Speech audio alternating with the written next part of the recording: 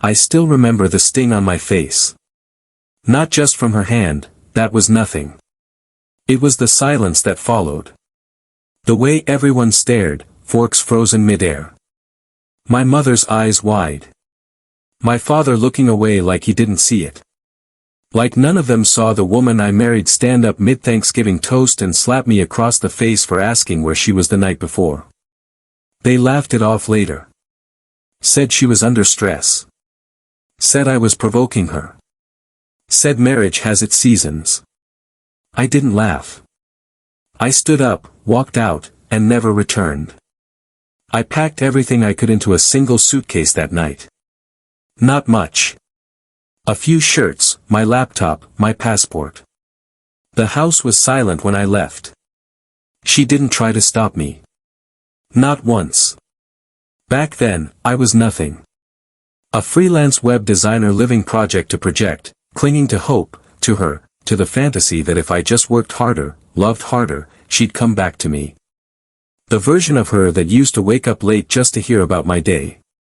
The woman who used to trace circles on my palm while whispering dreams of a future with kids and a little cabin near the lake. But that woman was gone. I just didn't want to admit it. The cracks had been there. Subtle at first, late nights, changed passwords, the sudden shift from warmth to indifference. I'd hear her laugh in the hallway, soft and giddy, when she thought I was asleep. And then silence when she'd step back into the room. A new scent on her once, musky, not her perfume. I asked. She said it was from the new yoga instructor. I believed her. God help me, I wanted to believe her. But that slap, that wasn't anger. That was permission. A message. You're nothing, it said. You won't do a thing. And for years, I didn't. I disappeared. Moved 2 states over. Lived in a rented basement apartment with mold on the ceiling. Took contract jobs. Taught myself everything, coding, branding, systems. Slowly, quietly, I built an empire from my loneliness. Every deal, every late night, every line of code was carved with the blade of betrayal. 7 years. 7 long, quiet years. I never looked back, never reached out, never spoke of her. She became a ghost, buried somewhere in the foundation of the man I had to become, until last week. I got the invitation out of nowhere. Embossed, personalized, elite, a networking gala for the hometown chapter of our most accomplished alumni. I hesitated, but curiosity is a cruel thing. When my jet landed, yes, my jet, I checked into the suite. Champagne waited. A gift basket. The city looked the same, but I didn't feel the same. Then I got the call from my sister. She said the gala was still on, but there was something I needed to know. My wife, ex-wife, had apparently died 2 weeks ago. Drunk driving. She was the passenger. The driver, a man named Carter Hale. The name sounded familiar. Turns out he was the one she'd been seeing while we were still married. Her friend from work. He died too. Car wrapped around a tree. They were buried side by side. I didn't go to the funeral, but I went to the old house just to see. It was empty, for sale. Overgrown yard, a rusted swing set leaning to one side. I walked around the back, stood on the deck where she once said we'd grow old.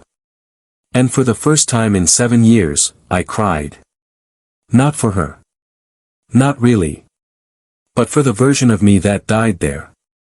The boy who thought love could fix anything.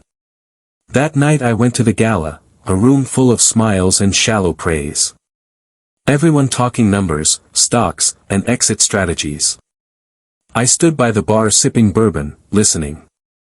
They didn't recognize me at first, but then came the whispers, the double takes. One guy approached and said he was sorry for my loss. I looked him in the eye and said, "What loss?" He blinked, confused. I left him standing there. Before I flew out the next morning, I visited her grave. No flowers, no visitors, just her name on cold stone.